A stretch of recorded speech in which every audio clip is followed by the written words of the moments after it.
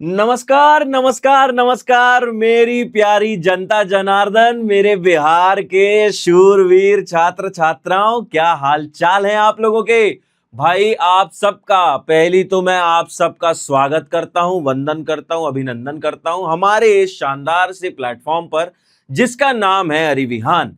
तो दोस्तों, आज की क्लास में हम पूरा का पूरा चैप्टर कवर करने वाले हैं, वो भी एक बार में पूरा अध्याय कवर करेंगे। तो अपने साथ पेन, कॉपी और एक पानी की बोतल लेकर के बैठ जाना, ठीक है। चैप्टर में आप लोगों को बहुत सारी चीजें बताऊंगा, मैं बहुत सारी बातें पता लगने वाली हैं। पूरा टॉपिक क्या क्या हम इसमें कवर करेंगे सब कुछ बताऊंगा। और इस चैप्टर में कुछ आपके लिए इंपॉर्टेंट भी है। वो क्या इंपॉर्टेंट है ये मैं आपको आगे लेकर के चलता हूं और आपको बताता हूं, ठीक है दोस्तों। तो सबसे पहले आपको मैं चैप्टर का नाम बता देता हूं कि आज के चैप्टर का नाम क्या है, आज के अध्याय का नाम क्या है। तो बच्चों, आज के अध्याय का नाम है प्रबंध की प्रकृति एवं महत्व या उसके महत्व, ठीक है। तो आज हम बात करेंगे प्रबंध के बारे में, हम बात करेंगे प्रबंध की प्रकृति के बारे में और प्रबंध क्यों महत्वपूर्ण है इसके बारे में। इस पूरे अध्याय में ये सारी बातों को बताया गया है, समझाया गया है। तो हम इसको बड़ी बारीकी से देखेंगे, समझेंगे, पढ़ेंगे। और अगर आपको कोई भी समस्या आती है तो आप बिल्कुल निष्फिक्र होकर मुझसे बात कर सकते हैं, मुझसे पूछ सकते हैं। मैं आप लोगों को ये सारे सवालों के जवाब दूंगा एप्लीकेशन पर, ठीक है। तो क्या आज का चैप्टर आप लोगों के लिए महत्वपूर्ण है बोर्ड एग्जाम के हिसाब से? तो बिल्कुल है। ये सवाल का जवाब दे रहा हूं मैं आपके कि भाई आपके लिए बोर्ड एग्जाम के हिसाब से बिल्कुल इंपॉर्टेंट चैप्टर है, महत्वपूर्ण चैप्टर है, क्योंकि ये व्यवसाय अध्ययन का नींव है, ठीक है। एकदम बेस मान के चलिएगा, ठीक। तो शुरुआत करते हैं। और आज का जो टॉपिक है हम इसमें क्या क्या कवर करेंगे। तो बच्चों, आज हम ये सारे टॉपिक्स इसमें कवर करने वाले हैं। कौन कौन से हैं? हम जानेंगे भाई प्रबंध के अर्थ के बारे में, उसकी परिभाषा के बारे में, जहां पर मैं आपको इन दोनों का मतलब भी बताऊंगा, अर्थ और परिभाषा क्या होती है और इन दोनों का अंतर क्या होता है ये भी मैं आपको समझाऊंगा। फिर प्रबंध के तत्व के बारे में बात करेंगे, प्रबंध की विशेषताएं, उसके महत्व के बारे में बात करेंगे, उसके कार्य के बारे में बात करेंगे और जानेंगे कि प्रबंध की प्रकृति क्या होती है, प्रबंध को कला के रूप में, विज्ञान के रूप में और पेशे के रूप में कैसे पढ़ा जाता है, क्यों पढ़ा जाता है, इसके बारे में भी जानेंगे। साथ में हम बात करेंगे प्रबंध के उद्देश्य के बारे में, प्रबंध कितने स्तरों में बटा हुआ है उन सभी स्तरों को जानेंगे और क्यों बटा होता है उसके बारे में भी जानेंगे। तो प्रबंध के स्तर पढ़ेंगे। फिर हम बात करेंगे समन्वय के बारे में, जो कि इस पूरे अध्याय का एक और महत्वपूर्ण अंग है, ठीक है। तो समन्वय में हम परिभाषा, उसकी विशेषताएं और उसके महत्व को जानेंगे। तो भैया ये सारी चीजें हम सब आज कवर करने वाले हैं, ठीक है दोस्तों। अब मुझे एक बात समझाओ, अगर आपने ये देख लिया, ये समझ लिया कि हम कितने सारी बातों को आज एक लेक्चर में कवर करेंगे, तो आपके लिए ये कितना ही महत्वपूर्ण एक चैप्टर बन जाता है इसका अंदाजा आपको लग गया होगा, ठीक है। तो इसके पहले कि मैं आगे बढ़ूं, आप लोगों को मैं अपना परिचय दिए देता हूं, ठीक है। तो मैं आप लोगों का स्वागत करता हूं उन्नति बैच में और मैं हूं आपका अपना कुशल भैया, जो कि आप लोगों के साथ यहां पर लाइव क्लासेस में साल भर अवेलेबल रहेंगे। जी हां, मैं आपसे मिलता रहूंगा साल भर लाइव क्लासेस के माध्यम से। और मैं आप लोगों के लिए जो लेकर के आ रहा हूं वो है महत्वपूर्ण प्रश्न, जो लेकर के आ रहा हूं वो है बीते वर्षों के प्रश्न पत्र, उसमें से जो उसके समाधान निकलेंगे वो भी मैं आप लोगों के साथ में डिस्कस करूंगा। साथ में जो जो बच्चे हमारे अरिविहान से पढ़ करके टॉपर बने हैं उन सभी टॉपर्स के द्वारा आपको गाइडेंस भी मिलता रहेगा और उनके नोट्स भी मिलेंगे, जो कि उन्होंने स्वयं अपनी तैयारी के लिए बनाए हैं। बिल्कुल सही।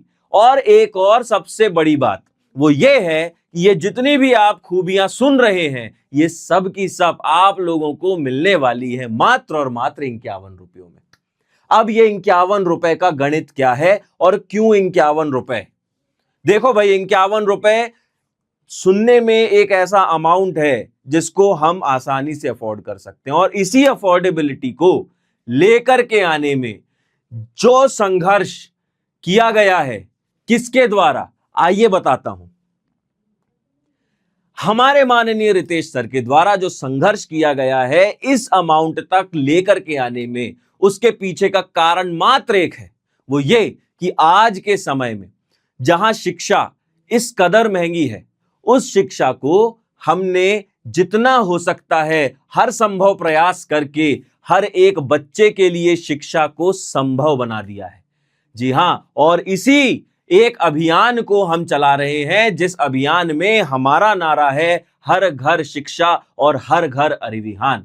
जी हां, जहां पर हर एक बच्चा, चाहे वो एक बड़े शहर का हो, चाहे वो एक छोटे से कस्बे का हो, कहीं का भी एक बच्चा हो, उसे शिक्षा मिलनी चाहिए, और वो भी गुणवत्ता वाली शिक्षा मिलनी चाहिए, अच्छी क्वालिटी वाली शिक्षा मिलनी चाहिए। तो मेरे प्यारे दोस्तों, मेरे प्यारे बच्चों, आप लोगों को ये 51 रुपए मात्र में जो शिक्षा मिल रही है, उसमें हम क्या क्या चीजें आपको देंगे, क्या क्या चीजें हम आपके साथ शेयर करेंगे, वो मैं आपको बता देता हूं। आपको सबसे पहले तो पूरे साल भर मिलेगी लाइव क्लासेस, ठीक है, और इन लाइव क्लासेस में हम कवर करेंगे इस पूरे सिलेबस को 31 अक्टूबर के पहले पहले तक।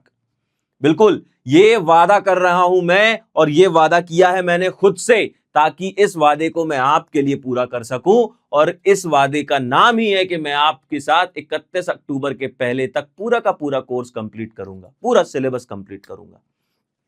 दूसरी बात, जैसा आपको बताया था, टॉपर्स के नोट्स आपको पीडीएफ के फॉर्म में मिल जाएंगे।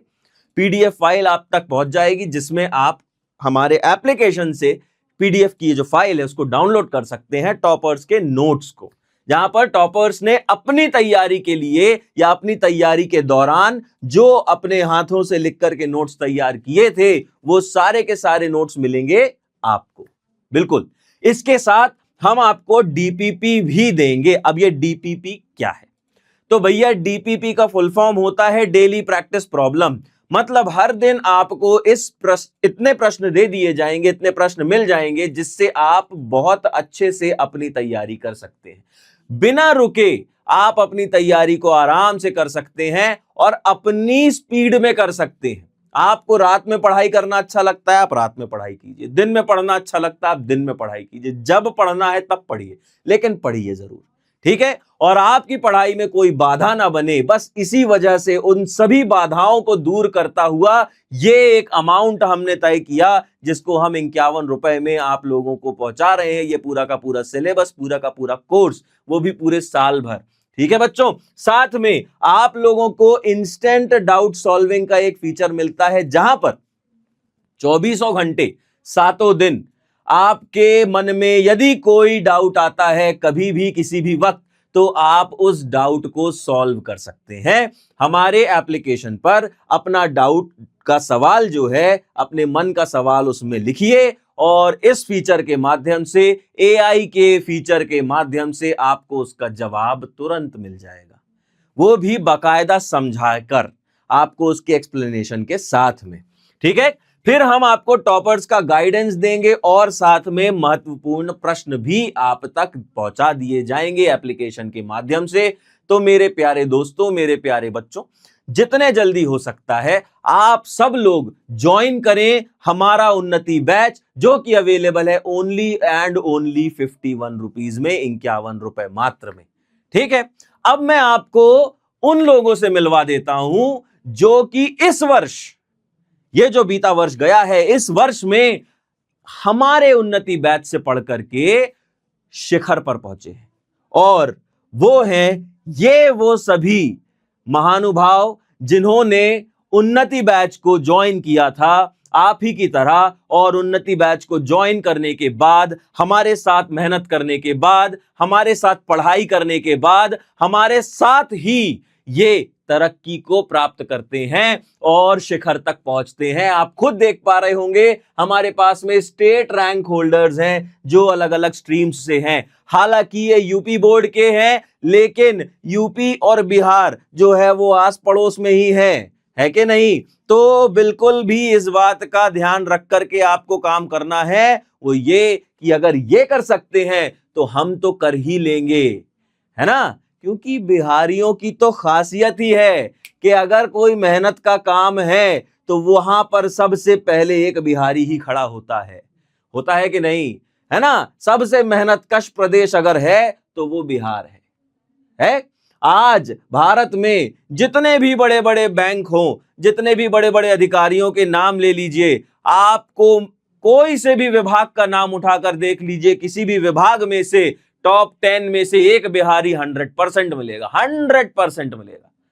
तो हम बने ही इसीलिए हैं, जहां पर महाराज अशोक, सम्राट अशोक की धरती से, गौतम बुद्ध की धरती से आए हैं, और हमने वो सारी चीजों को एक ऐसे स्तर पर लेकर गए हैं जिसको किसी के अंदर वो क्षमता ही नहीं रही कि वो वहां तक ले जा सके। राइट, आनंद सर की धरती से हैं हम।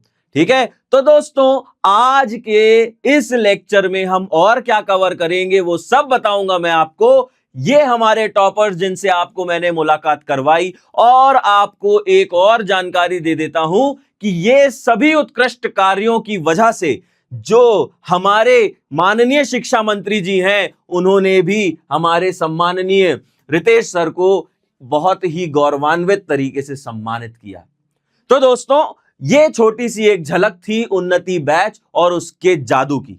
ठीक है, बस जादू जो है वो अपने आप नहीं होगा, मेहनत करना पड़ेगी। मुझे पूरा पूरा भरोसा है कि आप मेहनत करोगे, क्योंकि मैं ये वादा करता हूं कि मैं आपके साथ मेहनत करूंगा, और आप मुझे ये वादा कीजिए कि आप मेरे साथ मेहनत करेंगे। ठीक है, तो दोस्तों अब हम शुरू करते हैं और बात करते हैं सबसे पहले हमारे इस अध्याय के इस टॉपिक के बारे में। पहला टॉपिक हमारा है प्रबंध का अर्थ। अर्थ क्या है प्रबंध का वो समझा देता हूं। भाई देखो, ऐसा है कि प्रबंध क्या होता है, तो प्रबंध एक प्रकार की प्रक्रिया है। प्रक्रिया मतलब क्या? प्रक्रिया का मतलब हो गया जहां पर आप किसी भी काम को जब करते हैं तो वो स्टेप बाय स्टेप चलता है ना, एक के बाद दूसरा। ये अगर पहला स्टेप है तो ये दूसरा स्टेप है, तो ये तीसरा स्टेप है, और ये जो स्टेप्स हैं वो एक के बाद दूसरे, दूसरे के बाद तीसरे, तीसरे के बाद फिर पहले, फिर दूसरे, फिर तीसरे, इस तरीके से एक साइकिल की तरह चलता है, एक प्रक्रिया है। तो प्रबंध जो है हमेशा चलता रहेगा, एक बार शुरू होगा तो बंद नहीं होगा। ठीक है, तो प्रबंध जो है वो एक प्रक्रिया है जहां पर आप एक जगह से दूसरी जगह तक, अपने लक्ष्य तक अगर पहुंचना चाहते हैं तो बिना प्रबंध के आप नहीं पहुंच सकते। आइए मैं आपको बता देता हूं इसके बारे में भी। तो देख रहे होंगे आप, जैसा कि यहां लिखा हुआ है कि प्रबंध क्या है, जैसा मैंने आपको बताया था, क्या है? एक प्रक्रिया है जिसके द्वारा संगठन के लक्ष्यों को प्राप्त किया जाता है। ठीक है भाई, संगठन के लक्ष्यों को प्राप्त करना बहुत जरूरी है, क्योंकि अगर कोई भी संगठन बनाया गया है तो वो किसी ना किसी लक्ष्य को निर्धारित करने के बाद ही बनाया गया है। अब इसे प्राप्त करने के तरीके कितने होते हैं? तो इसके दो तरीके होते हैं। कौन कौन से? एक तरीका होता है प्रभावी तरीके से, और दूसरा तरीका होता है कुशल तरीके से। जी हां, ये नाम आपने थोड़ी देर पहले ही सुना था उसी शख्स का जो आपसे बात कर रहा है। जी हां, तो भाई प्रभावी और कुशल की अगर मैं बात कर लेता हूं तो ये दोनों शब्दों का अर्थ मैं आपको जरा सिंपल भाषा में समझा देता हूं। प्रभावी का काम क्या है? तो प्रभावी का काम होता है रिजल्ट प्राप्त करना। ये पूरी तरीके से किस पर निर्भर करता है? परिणाम पर। इसको तो परिणाम से ही मतलब है, इसमें समय चाहे जितना लग जाए, पैसा लग जाए, एफर्ट लग जाए, शक्ति लग जाए, कुछ भी हो, लेकिन रिजल्ट मिलना चाहिए। अगर ऐसा काम हो रहा है तो वो काम किस तरीके से होगा? प्रभावी तरीके से होगा। अब बात कर लेते हैं दूसरे की। दूसरा है कुशल। इसका काम क्या है? इसका लक्ष्य क्या है? इसका उद्देश्य क्या है? तो बच्चों, इसका उद्देश्य केवल इतना है, काम होना चाहिए, संगठन का उद्देश्य प्राप्त होना चाहिए, लेकिन क्योंकि हमारे पास संसाधन जो होते हैं वो सीमित होते हैं, तो हमें उन्हीं सीमित संसाधनों का ध्यान रखते हुए उसके उपयोग को करना होता है। ठीक है, इसका मतलब यह है कि जहां पर हम कम से कम समय में, कम से कम लागत में, कम से कम कीमत में अगर कोई काम कर पाए तो हमें इस बात का ध्यान रखना होता है। बस यही बात है कुशल की। ठीक है, तो यहां पर जो आप बात ध्यान रखेंगे वो है न्यूनतम की। ठीक है, न्यूनतम जो है वो क्या क्या हो सकता है? लागत। न्यूनतम जो है वो क्या हो सकता है? कीमत। और न्यूनतम जो है वो क्या हो सकते हैं? संसाधन। ठीक है, इन सभी चीजों का जो है वो उपयोग करके कोई भी व्यक्ति जो है अपने संगठन का उद्देश्य प्राप्त कर सकता है। अब यहां कोई भी व्यक्ति की जगह मैं इसमें एक टर्म ऐड कर देता हूं जिसको कहते हैं प्रबंधक। और प्रबंधक से याद आया कि आप लोग भी तो प्रबंधक हैं। बचपन से आज तक आप जो अपने काम को इतने अच्छे तरीके से करते आ रहे होंगे उसे ही तो प्रबंधन कहते हैं, वही तो प्रबंध है। और आप भी बचपन से ही प्रबंधक हैं, ठीक है। बस आपको ये बताने वाले जामवंत काका हम हैं और आप हैं श्री संकट मोचन हनुमान, ठीक। तो भैया ये है प्रभावी और कुशल ढंग से प्राप्त करने की विधि। हर एक प्रबंधक के अंदर वो होता है गुण, और कुछ गुण बनाने, उत्पन्न करने पड़ते हैं, ठीक है। आगे दिया है, इसका अर्थ दूसरों से मिलकर तथा दूसरों के माध्यम से काम को पूरा करवाना होता है। अब समझ लो इस बात को, क्या एक अकेला चना भाड़ फोड़ सकता है? नहीं ना। बस वही बात आपको ध्यान रखनी है कि एक अकेला व्यक्ति हर काम कर ले ऐसा संभव नहीं है। उसे काम करने के लिए टीम की जरूरत पड़ती है, एक समूह की जरूरत पड़ती है, जहां पर वो एक बड़े से काम को छोटे छोटे से कामों में बांट देता है, और उन छोटे छोटे से कामों को जब बांटता है तो उसके साथ में उनको देता है उत्तरदायित्व, उसके साथ में उनको मिलती है रिस्पॉन्सिबिलिटी। जहां पर वो व्यक्ति जो है, जो वो काम कर रहा है, जिसको वो छोटा सा टास्क मिला है कंप्लीट करने के लिए, उस व्यक्ति में ये उस काम को बेहतर तरीके से करना, कम समय में करना, उद्देश्य की प्राप्ति करना, ये सारी बातों का ध्यान रखते हुए एक प्रबंधक उससे ये काम करवाता है, ठीक है। तो एक बड़े से काम को छोटे छोटे से कामों में बांट देने का काम एक प्रबंधक का होता है, ठीक है। तो यहां पर हर एक व्यक्ति जो है वो एक दूसरे के साथ मिलकर के एक समूह के रूप में, एक टीम के रूप में काम करता है, ताकि क्या किया जा सके, ताकि उपलब्ध सीमित संसाधनों का सर्वोत्तम उपयोग हो सके, ठीक है। सीमित संसाधनों का सर्वोत्तम उपयोग हो सके। अब यह ध्यान रखना, यह थोड़ा सा और विशेष है, थोड़ा और महत्वपूर्ण है, इसका थोड़ा सा ध्यान रखना आप। वो क्या है, ये जो 5 आप नाम पढ़ रहे हैं, ये जो नाम जो आप देख रहे हैं, ये नाम नहीं है, दरअसल ये कार्य है, ठीक है। 5 प्रक्रियाएं होती हैं प्रबंध में, जिनसे मिलकर के ये काम होता है, जिनसे मिलकर के एक उद्देश्य की प्राप्ति की जाती है संगठन के, और वो है नियोजन, संगठन, नियुक्तिकरण, निर्देशन और नियंत्रण। अब ये 5 चीजें क्या हैं, ये मैं विस्तार से आपको अंदर समझाऊंगा, ठीक है। तो ये 5 नाम ध्यान रखना। ऐसे मान लो कि ये वो 5 पांडव हैं जो आपको महाभारत की लड़ाई जितवाएंगे।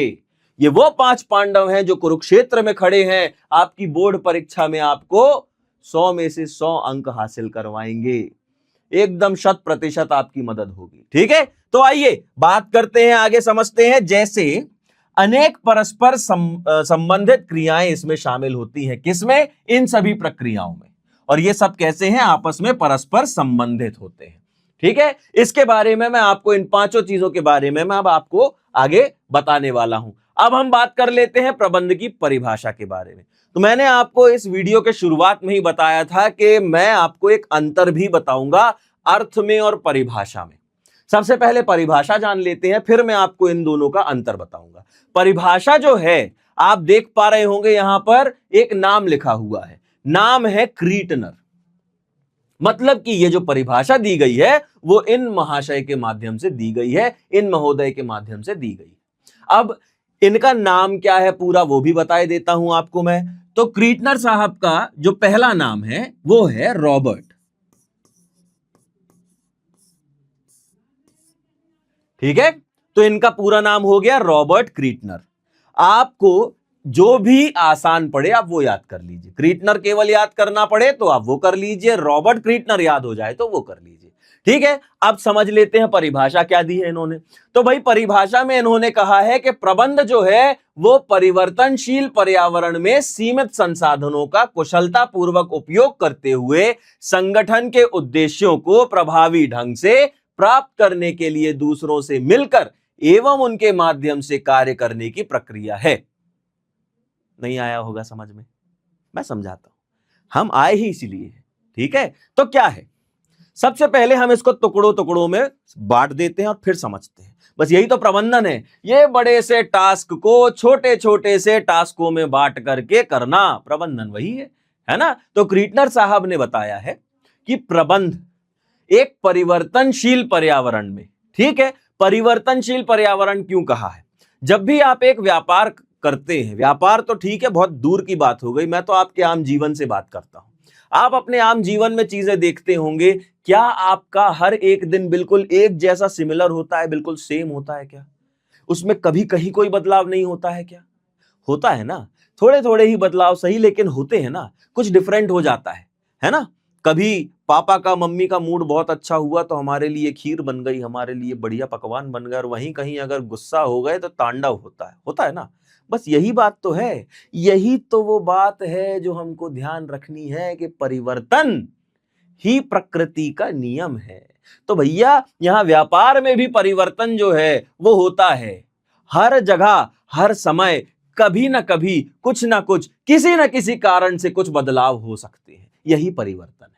ठीक है, अब व्यापार में मान लीजिए अचानक से मौसम बहुत ज्यादा खराब हो गया और आपकी अपनी कोई बढ़िया सी एक दुकान है जहां पर जो आपके ग्राहक हैं वो बढ़िया खुले मौसम में बार बार आते जाते हैं, मस्त आपके यहां पर, आप मान लीजिए आपकी बढ़िया एक नाश्ते की दुकान है, मिठाई की दुकान है, चाय की दुकान है, और बढ़िया आपके यहां पर मस्त पकोड़े भजिए तलते हैं और मस्त आप जो है वो उसको बेचते हैं। ठीक है, ये आपकी दुकान। अचानक से इतना मौसम बिगड़ गया, इतनी तेज बारिश होने लगी कि आपकी दुकान में जो ग्राहक डेली बेसिस पर जितनी मात्रा जितनी संख्या में आते थे उनकी संख्या थोड़ी कम हो गई। ठीक, कहीं कहीं पर किसी किसी पहर में तो बिल्कुल भी नहीं आए। क्यों भाई? वो तो आ सकते थे लेकिन नहीं आए, कारण मौसम। क्या मौसम पे आपका कंट्रोल है? नहीं, किसी का नहीं है ना। तो आप जो है जब व्यापार या व्यवसाय कर रहे हैं तो उसका जो परिवर्तन हो रहा है उस व्यापार व्यवसाय में, वो परिवर्तन बाहर की किसी ना किसी शक्ति के माध्यम से भी हो जाता है, इसीलिए उसको परिवर्तनशील पर्यावरण बोल रहे हैं। समझ में आया? परिवर्तनशील पर्यावरण मतलब आपकी दुकान के अंदर जो भी बदलाव हो रहे हैं उसमें आपकी दुकान के बाहर होने वाले बदलावों का कुछ ना कुछ अंश जरूर होता है। ठीक है, इसीलिए क्या बोला है कि प्रबंध जो है वो परिवर्तनशील पर्यावरण में। अब संसाधन कैसे होते हैं ये मैंने पहले ही बताया था, तो संसाधन होते हैं सीमित। ठीक है, सीमित संसाधन होते हैं कि नहीं भाई? कोयले की खदान में से आप कोयला निकाल लीजिए तो क्या बचेगा? कुछ नहीं भाई। कोयला एक बार जल गया तो क्या बचेगा? क्या कोयला दोबारा आप यूज कर पाएंगे? नहीं ना। रिसोर्सेस, संसाधन वही तो है, उसी को ही सीमित बोला है। कोई भी संसाधन आप देख लीजिए, संसाधन बड़े सीमित होते हैं। अब उन सब सीमित संसाधनों का आपको उपयोग कैसे करना है? तो आपको उनका उपयोग कैसे करना है? कुशलता पूर्वक उपयोग करना है। जहां पर लागत कैसी हो बताया था अभी, न्यूनतम लागत होना चाहिए, है ना। तो कुशलता पूर्वक उपयोग करना है, और ऐसे उपयोग करते हुए क्या प्राप्त करना है? तो ऐसे उपयोग करते हुए संगठन के उद्देश्यों को प्राप्त करना है। अब उद्देश्यों को प्राप्त कैसे करना है भैया? एन केन प्रकारेण, हमको तो रिजल्ट चाहिए ही चाहिए, मतलब के प्रभावी ढंग से। समझ में आया? तो प्रभावी ढंग से प्राप्त करना है। अब क्या एक अकेला चना भाड़ फोड़ सकता है? नहीं सर, नहीं फोड़ सकता है। बस यही बात है, यहां पर आपको दूसरों के साथ मिलकर के और उनके माध्यम से काम करना है। और ये जो है क्या एक बार काम शुरू होकर वहीं रुक जाता है?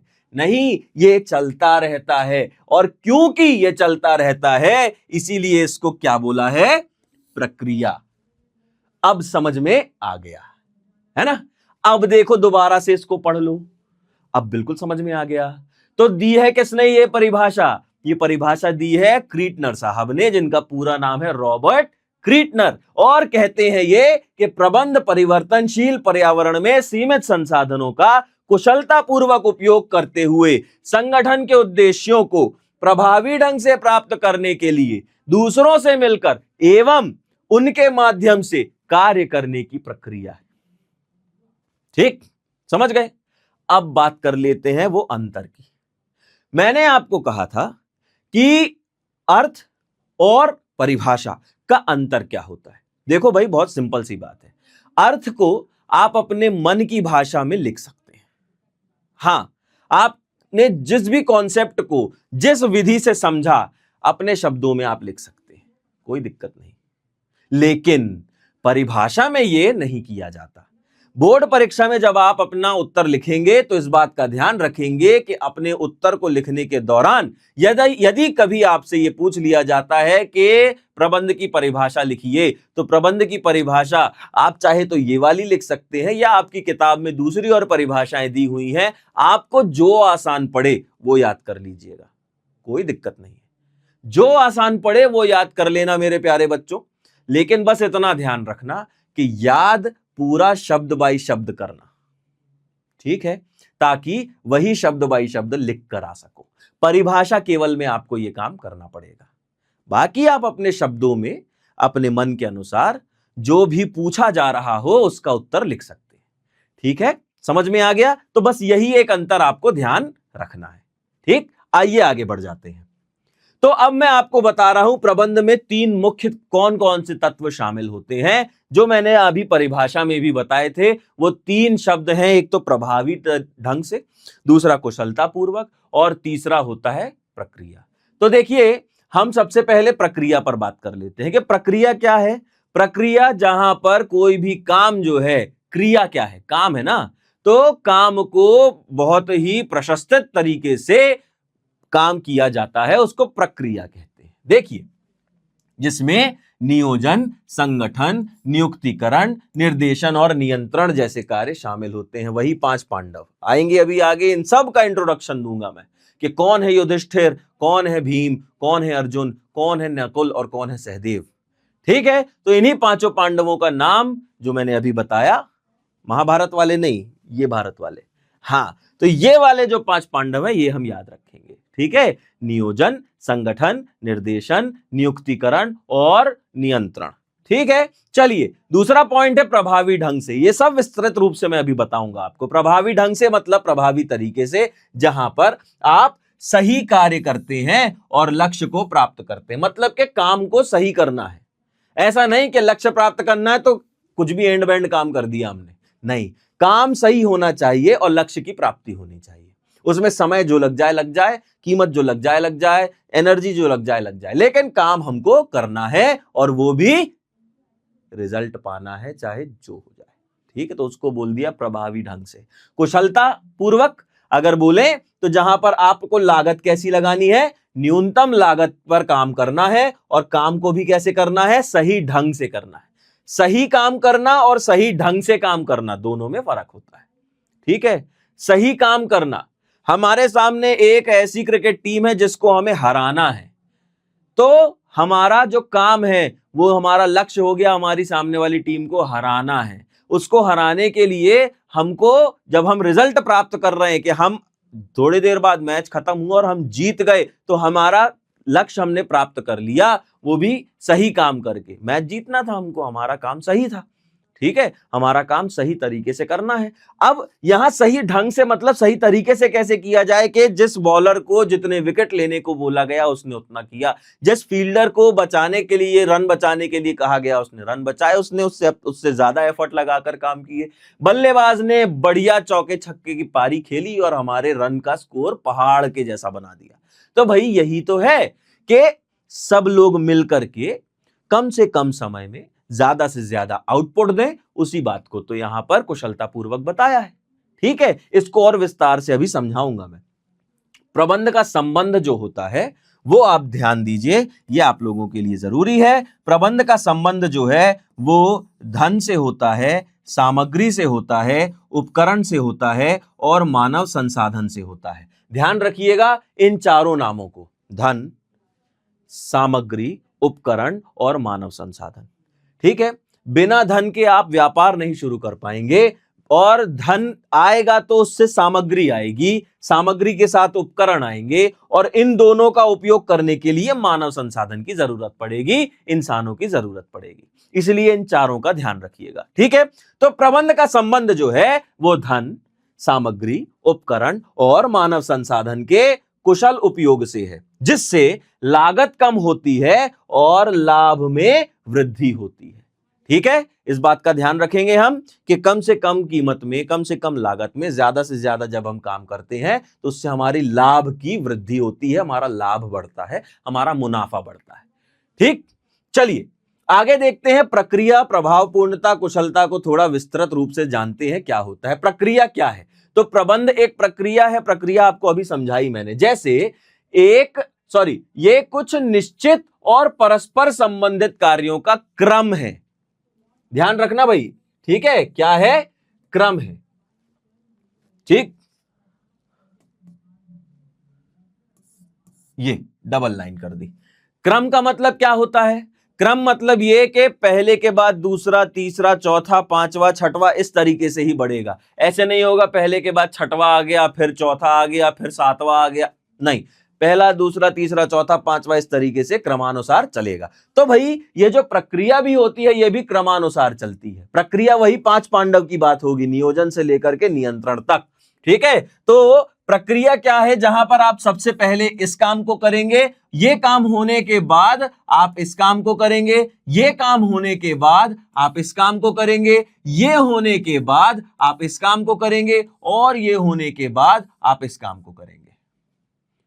और उसके बाद जब ये हो जाएंगे तो ये वाला जो काम है ये वापस से यहां पर आ जाएगा, और ये इसके बाद ये, और फिर यहां से ये साइकिल दोबारा चलने लगेगी। बस यही बात है, प्रक्रिया इसे ही कहते हैं। ठीक है, समझ में आया? मतलब ये कि सबसे पहले आपको नियोजन करना है। अब नियोजन, संगठन, नियुक्तिकरण, निर्देशन और नियंत्रण, ये जो 5 आप पढ़ रहे हैं ये आगे तो अलग अलग चैप्टरों में बटे हैं। जी हां, ये सिर्फ यहां तक सीमित नहीं है, ये आपको आगे आएंगे वो भी अलग अलग चैप्टरों में, और विस्तार होगा अभी इसका, जो हम आगे पढ़ेंगे भी। बिल्कुल आप घबराइए नहीं, लेकिन इन 5 को मैं अभी विस्तार पूर्वक यहां पर थोड़ा और समझाऊंगा, लेकिन आगे आने वाली स्लाइड्स में। अभी आप इतना जान लीजिए प्रक्रिया जो है वो क्या है। ठीक है, तो प्रक्रिया क्या है? क्रमानुसार होने वाली क्रियाएं, उसको प्रक्रिया कहते हैं। बहुत सिंपल सी बात। ठीक है, अब प्रभावपूर्ण क्या है और कुशलता क्या है ये थोड़ी देर पहले बता चुका हूं, फिर से एक बार पढ़ देता हूं कि क्या क्या है। प्रभावी ढंग से कार्य करने का अर्थ है सही कार्य करना, और कुशलता का अर्थ है कार्य को सही ढंग से करना और न्यूनतम लागत पर करना। ठीक है, अब यहां प्रबंध जब है, प्रभावपूर्णता में अगर देखें तो प्रबंध तब प्रभावी माना जाता है जब संगठन अपने निर्धारित उद्देश्यों को प्राप्त कर लेता है। ध्यान रखना इस बात का। ठीक है, क्या? जब संगठन अपने निर्धारित उद्देश्यों को प्राप्त कर लेता है। लेकिन अगर आप कुशलता की बात करते हैं तो यहां कुशलता में आप इसको तब सही माना जाएगा जहां पर यह भी देखा जाए कि कम साधनों में अधिक परिणाम प्राप्त हो जाए। मतलब ये कि आगत मतलब इनपुट कम लगे, और निर्गत मतलब आउटपुट अच्छा आए, ज्यादा आए, बढ़कर आए। ठीक है, तो आगत और निर्गत क्या है? आगत मतलब जब आप साधन, संसाधन, सामग्रियों का उपयोग कर रहे हैं उसको आगत कह रहे हैं, और उसे उपयोग करके जब हम किसी दूसरी चीज में बदल देते हैं और एक वस्तु में कन्वर्ट कर देते हैं, एक प्रोडक्ट बना देते हैं, एक उत्पाद बना देते हैं, तो वो हमारा आउटपुट बन जाता है, निर्गत बन जाता है। समझ में आ गया? चलिए आगे बढ़ते हैं। अब बात कर लेता हूं बच्चों में प्रबंध की विशेषताओं के बारे में, और प्रबंध की विशेषताएं अपने आप में बहुत ही जरूरी पार्ट है इस चैप्टर का। ठीक है, अच्छा हां, मैंने आप लोगों को 2 लोगों से इंट्रोड्यूस नहीं करवाया, मैं अभी करवा देता हूं।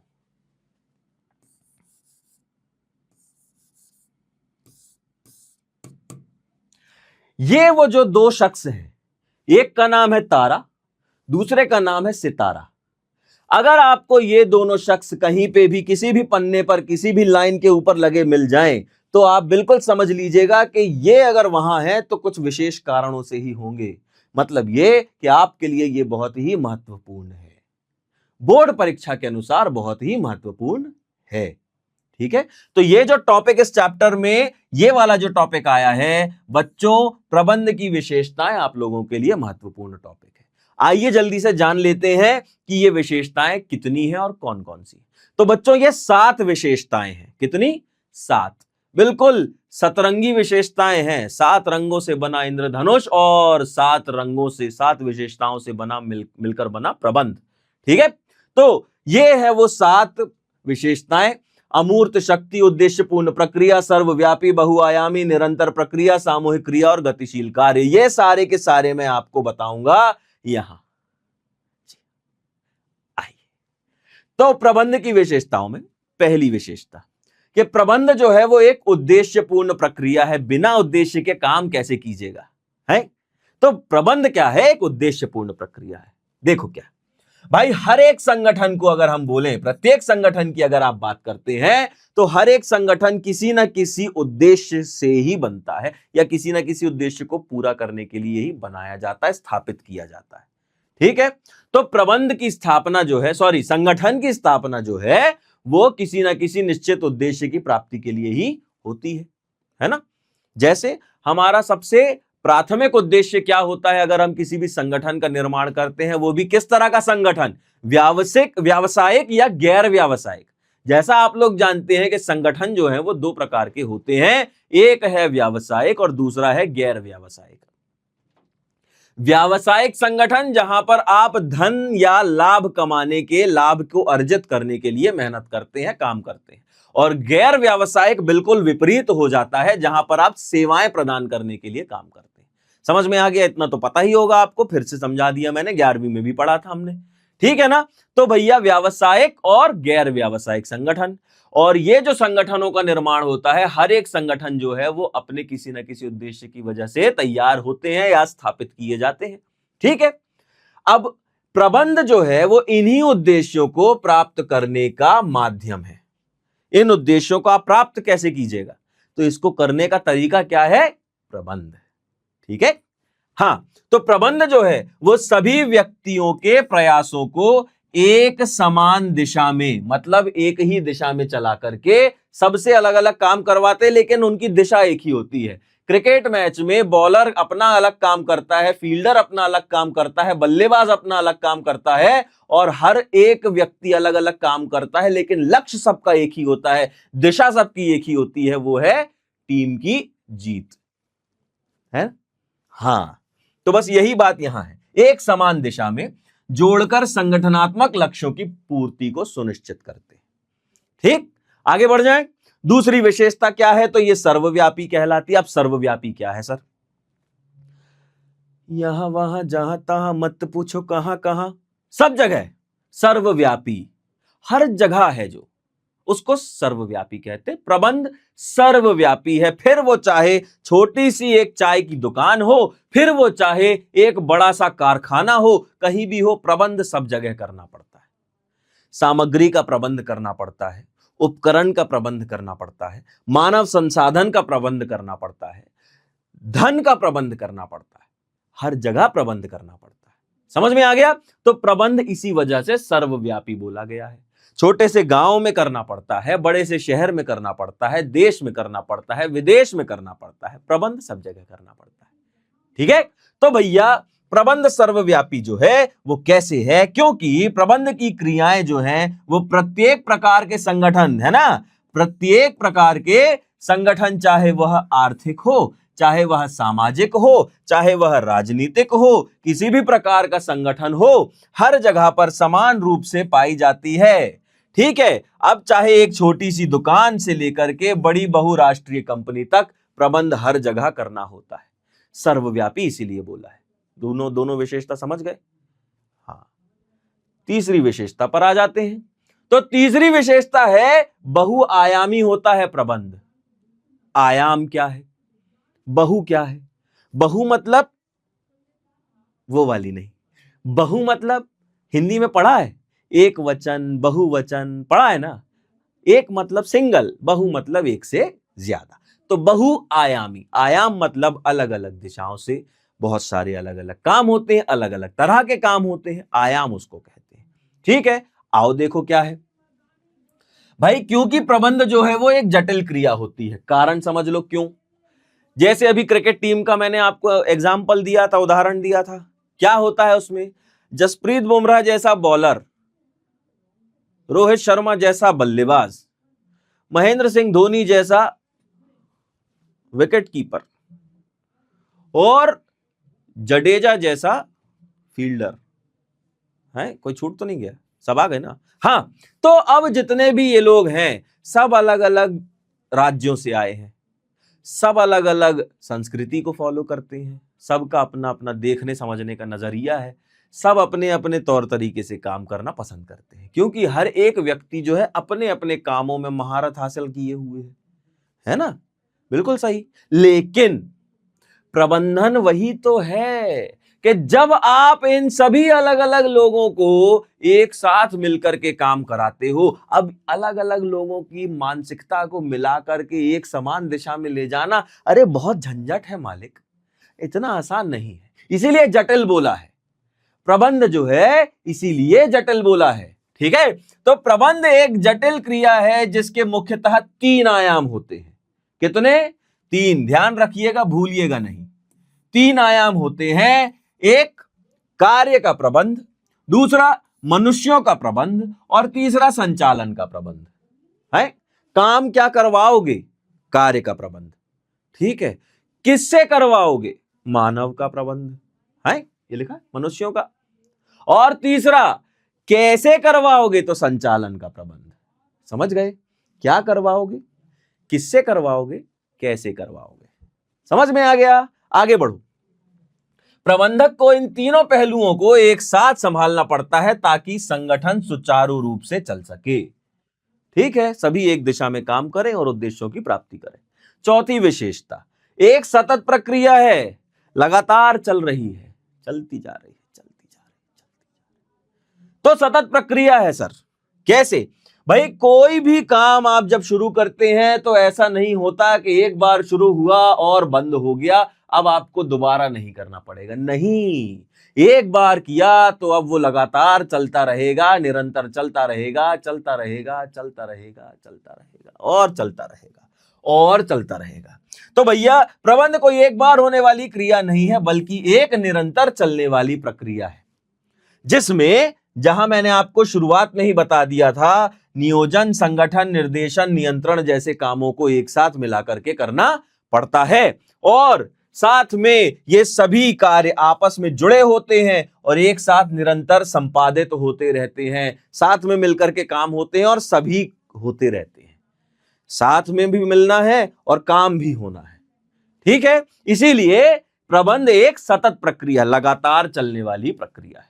ठीक है, अगली विशेषता है, 5वीं विशेषता, जिसको कहते हैं सामूहिक क्रिया होती है। एक अकेला चना भाड़ नहीं फोड़ सकता है।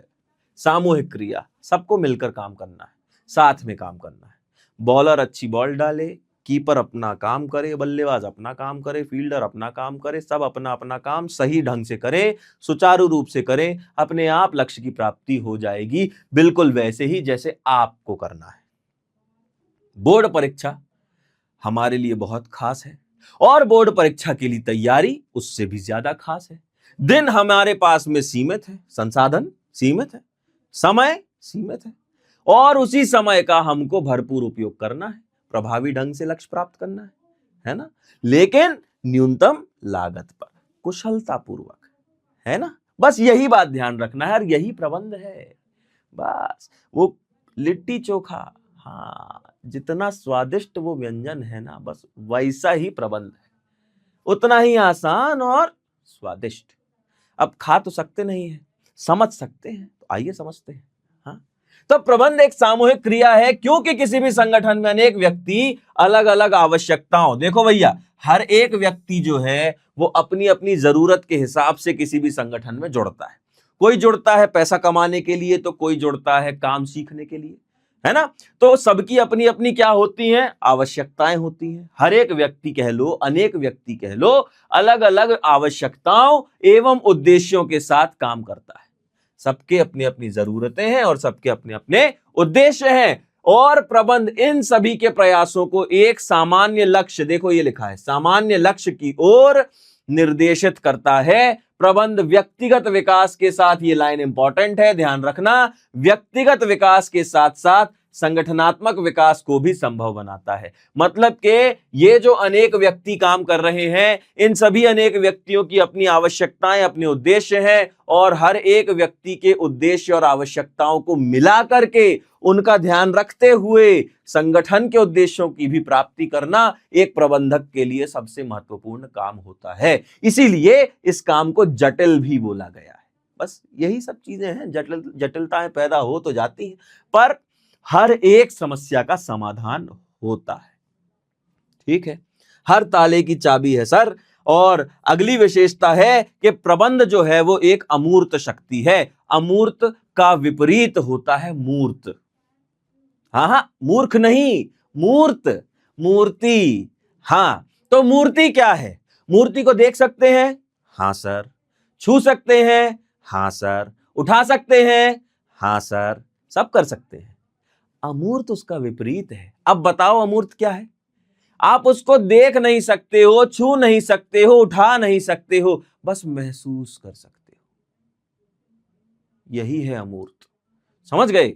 हां, तो प्रबंध एक अमूर्त शक्ति है बच्चों, जहां पर प्रबंध को देखा या छुआ तो नहीं जा सकता, लेकिन उसके परिणाम देखे जा सकते हैं।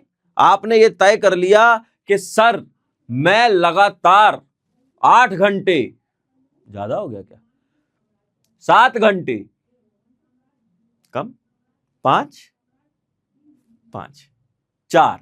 4 घंटे, हां तो सर मैं 4 घंटे लगातार बैठ करके पढ़ाई करूंगा। वेरी गुड, पढ़ो, मन लगाओ, खूब पढ़ो। अब क्या होगा सर? तो सर कुछ नहीं होगा सर, मैं 4 घंटे बैठकर पढ़ाई करूंगा, खूब मन लगा के पढ़ाई करूंगा, अपने काम बांट लूंगा। सर पहले जो 2 घंटे मुझे मिलेंगे उसमें मैं अकाउंट सॉल्व करूंगा, लेखा शास्त्र सॉल्व करूंगा, इतने प्रश्न लगाऊंगा कि तबीयत हरी हो जाएगी। फिर क्या करूंगा? तो सर फिर मैं ब्रेक लूंगा। हैं? अभी तो पढ़ाई शुरू की थी, ब्रेक आ गया? नहीं सर, ब्रेक लेना जरूरी है। 2 घंटे बैठे बैठे पढ़ाई करना बहुत कठिन हो जाता है, 5 मिनट का ब्रेक लेना जरूरी है। ठीक है, लिया हमने 5 मिनट का ब्रेक और फिर हमने पढ़ाई चालू करी, और हमने अब लेखा शास्त्र नहीं उठाया, अब हमने उठाया है या तो अर्थव्यवस्था के लिए पढ़ने के लिए, आर्थिक पढ़ाई करने के लिए आप इकोनॉमिक्स उठा लीजिए, और नहीं तो आप कारोबार पढ़ने के लिए, सीखने के लिए व्यवसाय अध्ययन उठा लीजिए, जो आपकी मर्जी वो उठा लीजिए। तो हमने उसमें से कोई एक सब्जेक्ट उठाया और हमने पढ़ाई की। फिर अगले 2 घंटे लग के हमने सर 2 सब्जेक्ट कवर कर लिए। अब अगले दिन, अब सर सब्जेक्ट में एक बदलाव हम कर देंगे। सर लेखा शास्त्र तो हर दिन करना पड़ता है, वो तो करना ही करना है, लेकिन सर अब के हम जो है व्यवसाय अध्ययन नहीं उठाएंगे, अब के हम दूसरा सब्जेक्ट उठाएंगे। सर इससे क्या होगा सर? इससे ये होगा सर कि हमारे जितने भी सब्जेक्ट हैं वो सब निरंतर लगातार हम उसका रिवीजन करते रहेंगे। समझ में आ गया आपको? बस यही बात हमको यहां पर ध्यान रखनी। तो इससे क्या होगा? जब हम हर एक सब्जेक्ट को बहुत अच्छे से पढ़ेंगे तो हमारी मेहनत का रंग हमको दिखेगा बोर्ड परीक्षा में, जब हम टॉप करेंगे। और यही तो है परिणाम। मेहनत दिखी लेकिन रिजल्ट दिखा। हाँ, तो यही तो है अमूर्त शक्ति। प्रभावी ढंग से कुशलता पूर्वक काम करने को प्रबंध कहते हैं, और प्रबंध की एक विशेषता होती है अमूर्त शक्ति, जिसको सर ना तो देखा जाता है ना तो छुआ जा सकता है, लेकिन उसके परिणाम, उसके प्रभाव को महसूस किया जा सकता है। बस यही है अमूर्त शक्ति। समझ में आ गया? कोई कंफ्यूजन तो नहीं? आगे बढ़ूं? चलो भैया, प्रबंध की विशेषताओं में जो 7वीं विशेषता है वो है गतिशील कार्य। क्योंकि पर्यावरण जो है वो हमेशा परिवर्तनशील होता है, हमेशा बदलाव होता चला जाता है, और व्यवसाय में अगर हमें आगे बढ़ना है तो हर एक बदलाव को हमें अपनाना पड़ेगा, एक्सेप्ट करना पड़ेगा, और उसके अनुसार अपने आप को बदलना पड़ेगा। एक जमाना हुआ करता था जब हम इंसान पत्ते लपेटकर, जानवरों की खाल लपेटकर जिया करते थे, कच्चा पक्का जैसा मिल जाता था खा लेते थे। आज का जमाना देखिए और उस जमाने में देखिए कितना अंतर है।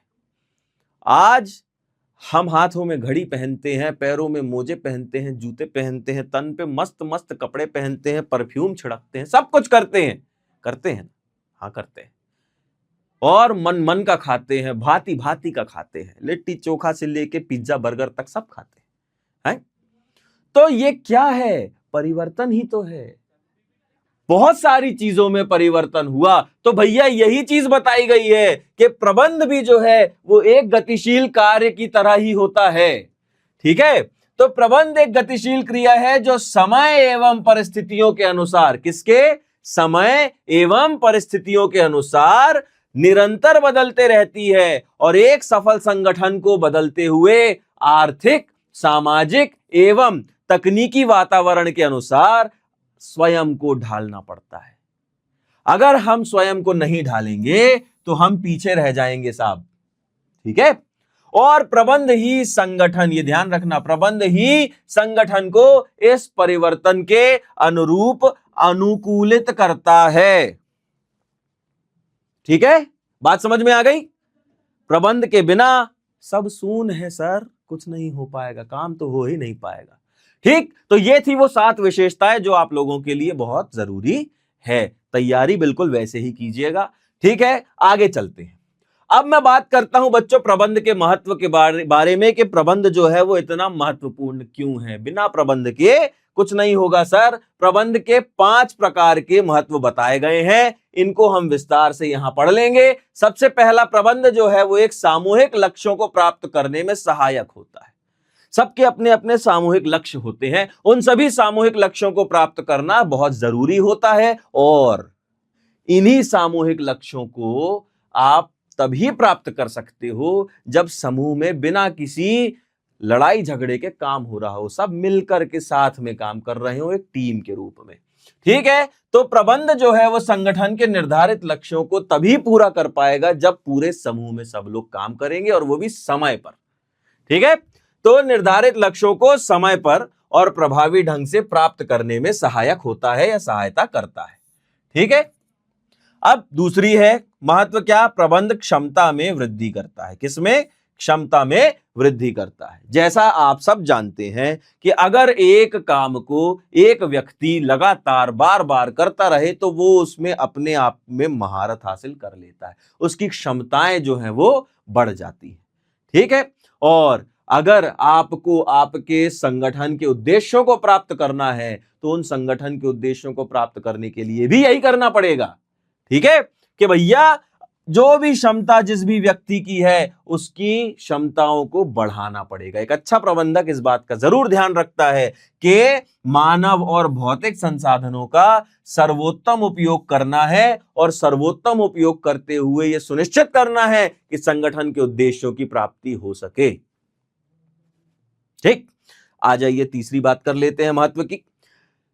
प्रबंध गतिशील संगठन का निर्माण करता है। गतिशील संगठन जहां पर बदलाव अपनाए जा सके, गतिशील जहां पर बदलाव होता है पर्यावरण में तो उसे अपनाया जा सके और उसके अनुसार अपने आप को ढाला जा सके। तो भैया प्रबंध बदलते व्यावसायिक वातावरण के अनुसार संगठन को कार्य करने योग्य बनाता है। जैसे जैसे वातावरण में बदलाव होता है, पर्यावरण में बदलाव होता है, उसी के आधार पर हम हमारे इस संगठन के कामों में भी बदलाव करते रहते हैं ताकि हम हमारे संगठन को आगे बढ़ाते चले जाएं।